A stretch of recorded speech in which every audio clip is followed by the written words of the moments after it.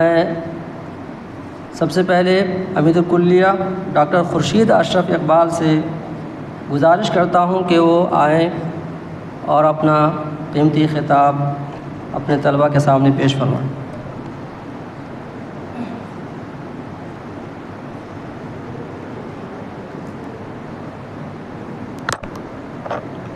السلام علیکم ورحمۃ اللہ وبرکاتہ۔ الحمد للہ رب العالمین والصلاة والسلام علی رسول الکریم وعلی آلہ وصحبہ اجمعین وبعد۔ سب سے پہلے شکر، تشکر اور حمد و تسبیح اس وحدہ لا شریک رب العالمین کے لیے ہے جس نے ہمیں علم کے اس بابرکت سفر میں ایک نئی منزل تک پہنچانے کا اور پہنچنے کا موقع فراہم کیا۔ دراصل اللہ سبحانہ و تعالیٰ نے انسان کے اندر علم کے طلب اور جستجو کی ایک فطری صلاحیت دی ہے، یہاں تک کہ اللہ سبحانہ و تعالیٰ نے جو اپنے انبیاء کرام کو مبعوث فرمایا تو وہ علم اور حکمت کے ایک بہت بڑے مرتبے پر فائز تھے۔ اور آپ جانتے ہیں کہ علم دین تمام علوم میں سب سے اعلیٰ و عرفہ ہے، کیونکہ علم دین اپنے خالق کا پہچان بتاتا ہے، انسان کی زندگی کا مقصد بتاتا ہے، دنیا و آخرت دونوں کی راہیں ہموار کرتا ہے اور انسان کو صحیح معنوں میں انسان بناتا ہے۔ تو اس اعتبار سے اگر ہم دیکھیں تو علم دین کا طالب ہمیشہ ایک عظیم راستے پر گامزن ہوتا ہے، جیسا کہ اللہ کے رسول صلی اللہ علیہ وسلم نے فرمایا کہ جو بھی طالب علم کے حاصل کرنے کی نیت سے، علم دین حاصل کرنے کی نیت سے نکلے تو وہ اللہ کے راستے میں ہوتا ہے۔ من سلک فی طلب العلم فہو فی سبیل اللہ بھی کہا گیا کہ جو علم کے راستے میں نکلے وہ اللہ کے راستے میں ہوتا ہے۔ تو اس اعتبار سے آج کا یہ دن انتہائی خوشی و مسرت، امید و بیم اور ایک نئی شروعات کا دن ہے۔ آج ہم تمام نئے طلباء کو کلیۃ اللغہ عربیہ و دراسات اسلامیہ کے اس پاکیزہ ماحول میں اہلاً و سہلاً کہتے ہیں، خوش آمدید کہتے ہیں، جہاں علم کتابوں سے نہیں دلوں سے دیا جاتا ہے، جہاں تعلیم نوکری کے لیے نہیں زندگی کے لیے دی جاتی ہے۔ حضرات، آپ جانتے ہیں کہ یہ جامعہ محمدیہ یہ صرف علم کا گہوارہ ہی نہیں بلکہ دینی تربیت اور اخلاق اور کردار کو سنوارنے کا ایک بہترین درسگاہ ہے۔ آپ کو یہاں صرف کتابوں کی تعلیم نہیں دی جائے گی بلکہ آپ کے اخلاق و کردار کو قرآن و سنت کی روشنی میں سنوارا جائے گا تاکہ آپ معاشرے میں اسلامی اقدار کے سفیر بنیں اور علم کے ساتھ خدمت خلق کو اپنا شیوا بنائیں۔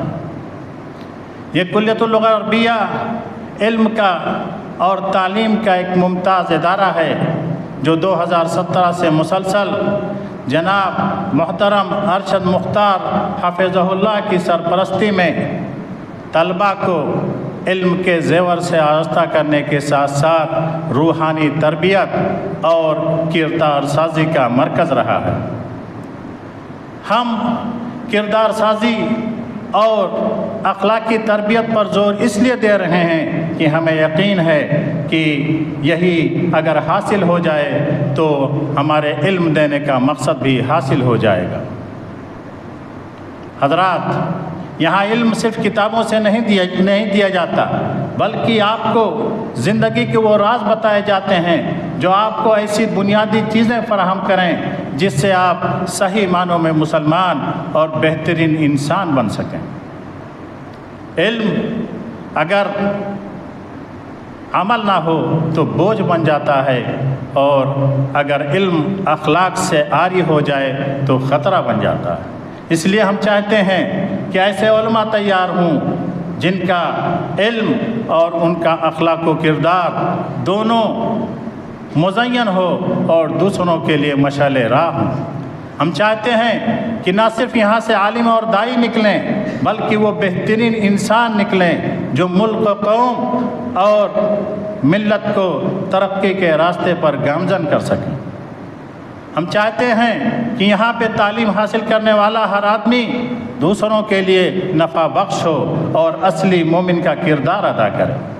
حضرات، صرف کتابوں کو پڑھ لینے سے، نصابی کتابیں یاد کر لینے سے طالب علم شرعی کا طالب علم نہیں ہو جاتا ہے، بلکہ اس کے اندر کچھ اوصاف اس طرح کے ہونے چاہیے جو اس کو دوسروں سے ممتاز کرے، جو اس کے اندر ایک ایسی چیز پیدا کرے جو دوسروں سے بالکل جداگانہ ہو۔ لیکن اس کے لیے چند چیزوں کی ضرورت ہے۔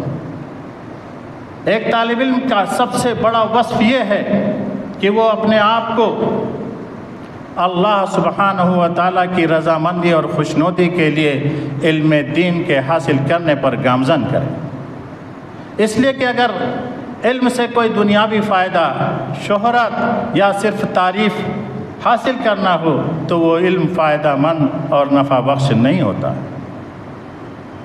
دوسری سب سے اہم چیز جو علم کے راستے میں ضروری ہے وہ ہے عاجزی اور انکساری۔ علم انسان کو عاجز بناتا ہے، مغرور نہیں بناتا۔ اس لیے ایک طالب علم کو نرم دل ہونا چاہیے، اپنے اساتذہ، علماء اور بڑوں کا احترام کرنا چاہیے، اور اپنے ساتھیوں اور دوستوں کے ساتھ ادب اور تہذیب کے ساتھ پیش آنا چاہیے، اور ہمیشہ یہ دعا کرنا چاہیے کہ اللہ سبحانہ و تعالیٰ اس کے علم کو نفع بخش بنائے۔ علم کے ساتھ اگر عمل نہ ہو تو میں نے کہا کہ علم بوجھ بن جاتا ہے۔ اس لیے ایک طالب علم کو چاہیے کہ وہ جو کچھ بھی سیکھے اس پر عمل کرے، اپنے اخلاق میں، اپنے عبادات میں، اپنے تمام دنیاوی معاملات میں اپنے علم کے مطابق عمل کرے۔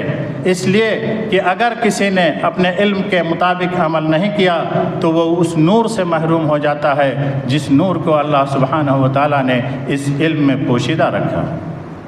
اسی طرح ایک طالب علم کے لیے ضروری ہے کہ وہ حسن اخلاق کا پیکر ہو۔ اگر طالب علم کے اندر اخلاق نہیں ہے اور صاحب علم اخلاق سے عاری ہے تو پھر لوگ اس سے فائدہ نہیں اٹھا پاتے ہیں۔ لوگ اس کی صلاحیتوں سے، اس کے علم سے، اس کے معرفت سے بہراور نہیں ہوتے، مستفید نہیں ہوتے۔ اس لیے چاہیے انسان کو کہ وہ نرم گو ہو، سچ کا کہنے والا ہو اور دوسروں کے لیے نفع بخش ہو۔ آخر میں کہنا چاہوں گا کہ ایک طالب علم صرف جو دین کا طالب علم ہے وہ صرف کتابوں کا پڑھنے والا نہیں اور درسیات کو یاد کرنے والا نہیں ہوتا ہے، بلکہ وہ دین کا نمائندہ ہوتا ہے۔ سماج اور معاشرے میں وہ بہت ساری تبدیلیاں لا سکتا ہے، لیکن کب؟ جب اس کا عمل، جب اس کا کردار، جب اس کا اخلاق اس کے علم کی عکاسی کرے۔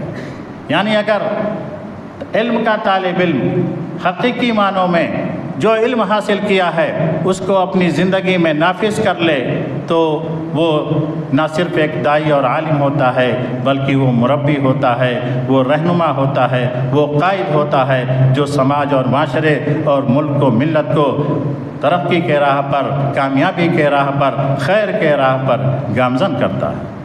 تو آج کی اس محفل میں آپ سے یہ کہنا چاہتا ہوں کہ ہماری یہ کلیۃ اللغہ عربیہ اور دراسات اسلامیہ، اس میں ہمیشہ رئیس الجامعہ حفظہ اللہ اور تمام اساتذہ کی یہ کوشش رہی ہے کہ اگر آپ یہاں تشریف لائے ہیں تو علم کے ساتھ اس علم کو حاصل کرنے کے بعد اس پر عمل کیجئے، اپنے کردار کو، اپنے اخلاق کو اس کے جلو میں لائیے تاکہ آپ سماج اور معاشرے کے لیے ایک بہتر انسان بن سکیں۔ آج بدنصیبی ہے کہ ہمارے علماء اخلاق سے عاری نظر آتے ہیں۔ ہمارے طالب علم جن کو کہ ہمیشہ اخلاقیات کا درس دیا جاتا ہے، ان کے اندر اخلاقی صفات مفقود ہو گئی ہیں۔ لہذا ضرورت ہے ایسے لوگوں کی جو آگے بڑھ کر کے علم سے مزین کر کے اپنے آپ کو اور اخلاق سے آراستہ و پیراستہ ہو کر کے سماج، معاشرے، ملک، ملت اور قوم کی خدمت کریں۔ یہی دعا ہے کہ اللہ سبحانہ و تعالی ہماری ان کوششوں کو قبول فرمائے، اور جو لوگ اس کے لیے محنت کر رہے ہیں ان کو دنیا و آخرت میں بہترین بدلے سے نوازے۔ آئیے ہم سب مل کر یہ عہد کریں کہ ہم اپنے علم کو، اپنی صلاحیت کو، اپنی قوت کو اللہ رب العزت کی رضامندی کے لیے استعمال کریں گے اور اپنے افکار کو بلندی دیں گے۔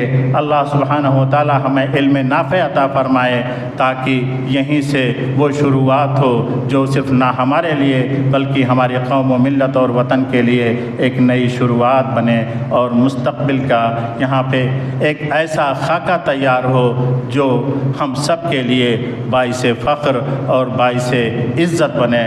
وآخر دعوانا الحمدللہ رب العالمین۔